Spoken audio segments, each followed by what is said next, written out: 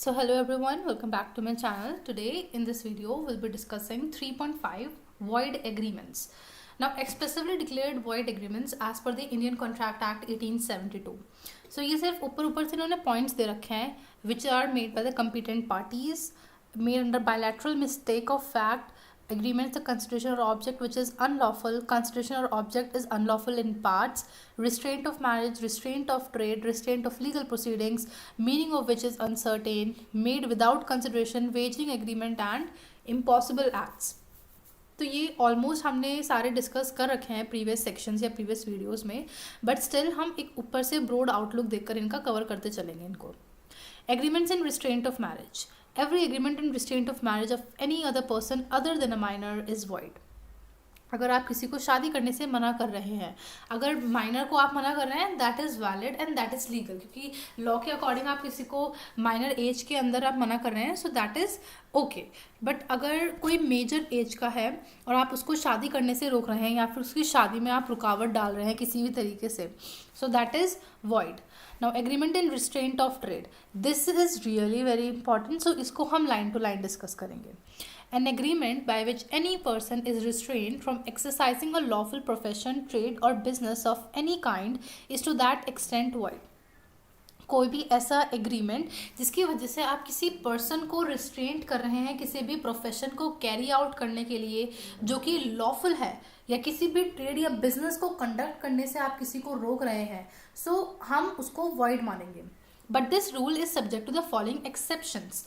But इस rule के कुछ एक्सेप्शंस हैं. क्या क्या एक्सेप्शंस हैं? Namely where a person sells the goodwill of a business and agrees with the buyer to refrain from carrying on a similar business within specified local limits so long as the buyer or his successor in interest carries on a business therein. Such an agreement is valid because goodwill is the advantage enjoyed by a business on account of the public patronage and encouragement from habitual customers. मान लेते हैं कि आपने अपनी goodwill किसी को cell करी है, ठीक है, और आप उससे ये कह रहे हैं कि अब तुम ये बिजनेस मेरे लोकल लिमिट्स में नहीं करोगे.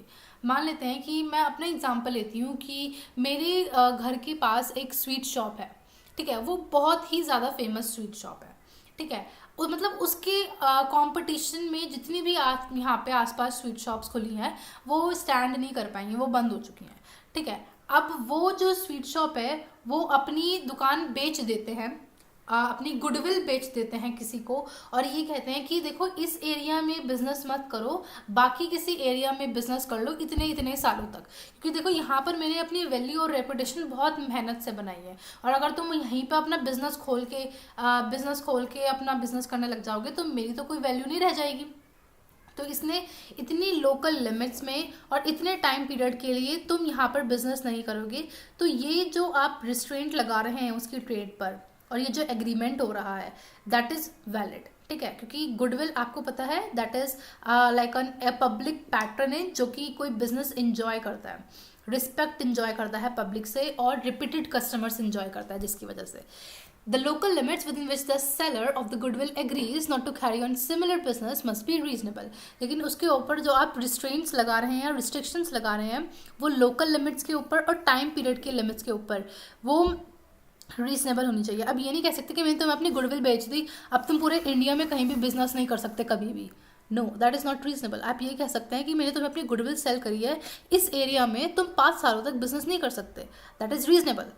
Next is under section 36 of the Indian Partnership Act 1932, if an outgoing partner makes an agreement with a continuing partner that he will not carry on any business similar to that of the firm within a specified period or within specified local limits, such an agreement though in restraint of trade will be valid if the restrictions imposed are reasonable. Similarly, Indian partnership act 1932 के according मान लेते हैं कि हम दो जने नहीं, हम मान लेते हैं कि लाइक हम 3 जने थे, आप, मैं और मेरा एक कोई भी दोस्त, ठीक है, हम 3 जने पार्टनरशिप में थे. अब आपको ये पार्टनरशिप तोड़नी है, आप वहाँ से इस पार्टनरशिप को छोड़कर जा रहे हैं. अब हम दोनों तुमसे कह रहे हैं, me and my friend are saying to you कि ठीक है तुम पार्टनरशिप से जा रहे हो, बट जो बिजनेस हम अभी पार्टनरशिप में कर रहे हैं इस बिजनेस में तुम माहिर हो चुके हो, तुम्हें सब पता है हमारी पार्टनरशिप के बारे में, हमारे क्या प्लस पॉइंट्स हैं, हमारे क्या नेगेटिव पॉइंट्स हैं, तो इसलिए अब इस सिमिलर बिजनेस को तुम लोकल लिमिट्स में एक लिमिटेड टाइम पीरियड तक कैरी आउट नहीं कर सकते. तो that is also valid as per the Indian partnership act of 1932. ठीक है, अगर मैं तुमसे कह रही हूँ कि ठीक है तुम्हें जाना है ना, तुम जाओ, लेकिन तुम ये बिजनेस पूरे इंडिया में कभी नहीं कर सकते, दैट इज नॉट रीजनेबल. जो आप रिस्ट्रिक्शंस मैं आपके ऊपर लगा रही हूँ, that should be reasonable. Next is, similarly under section 11 of that act, an agreement between partners not to carry on competing business during the continuance of partnership is valid. Similarly, Indian Partnership Act 1932 में section 11 के under अगर आप continuing partner से ये कह रहे हैं कि देखो तुम मेरे साथ पार्टनरशिप में हो, अगर तुमने ऐसा बिजनेस दोबारा बाहर कहीं खोल लिया, that will also be invalid. ठीक है, और तुम ऐसा दूसरा बिजनेस नहीं खोल सकते जब तक तुम पार्टनरशिप में हो, दैट इज वैलिड. ठीक है, but an agreement of service by which an employer binds himself during the term of his agreement not to compete with his employer is not in restraint of trade. Similarly, जो आप अगर मान लेते हैं कि आप जॉब कर रहे हैं मेरे यहाँ पे, मैं आपसे कह रही हूँ कि 5 सालों तक तुम जॉब करोगे मेरे यहाँ पे, और इन 5 सालों में तुम कहीं बाहर भी जॉब नहीं कर सकते किसी दूसरी कंपनी में, दैट इज ऑल्सो वैलिड. ठीक है.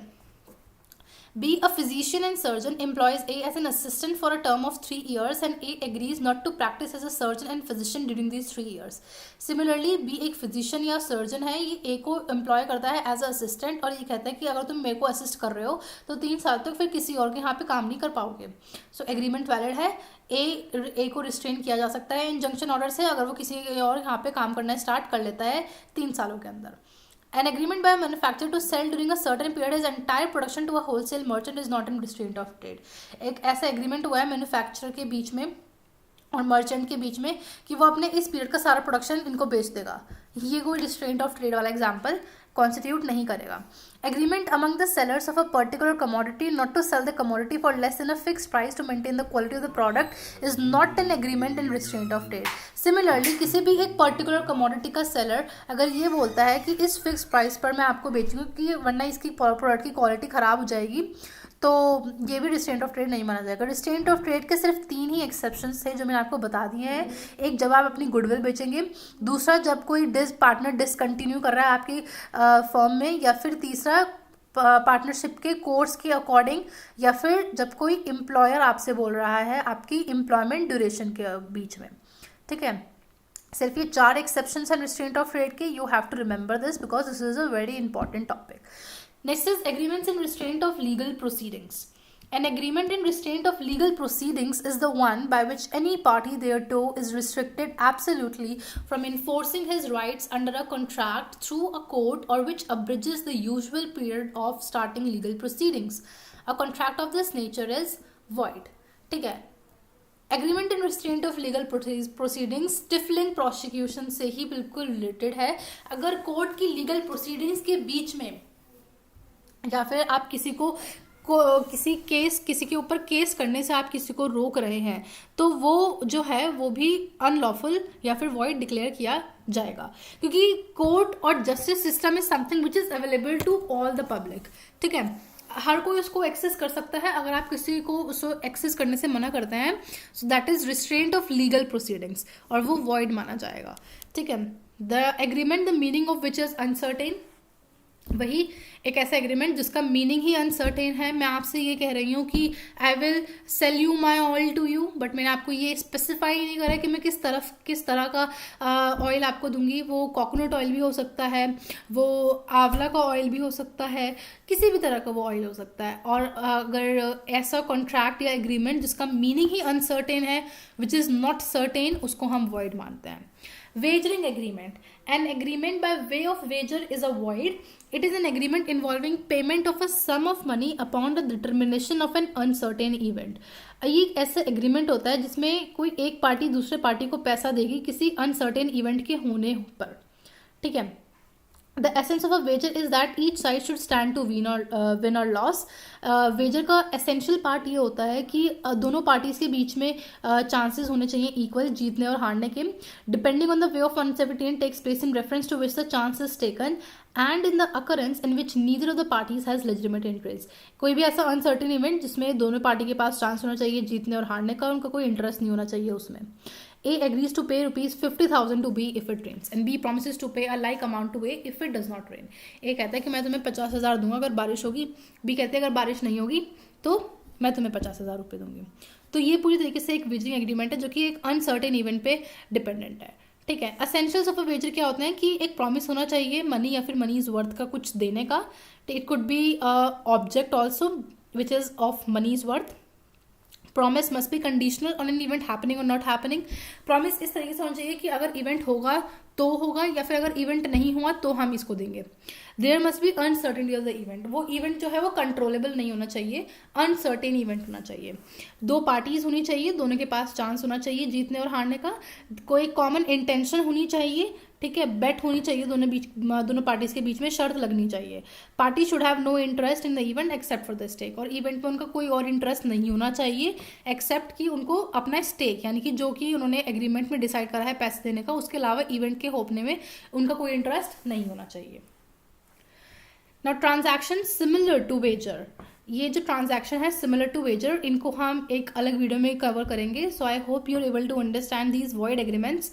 एग्रीमेंट्स एक्सप्रेसली डिक्लेयर्ड वॉइड्स में ये आज सब आते हैं. Restraint of marriage, restraint of trade, restraint of legal proceedings, meaning of which is uncertain, wagering agreement. Now transactions which are similar to wager but are not, ये हम आगे वाली वीडियो में डिस्कस करेंगे. I hope you are able to understand it. Thank you so much for watching my video.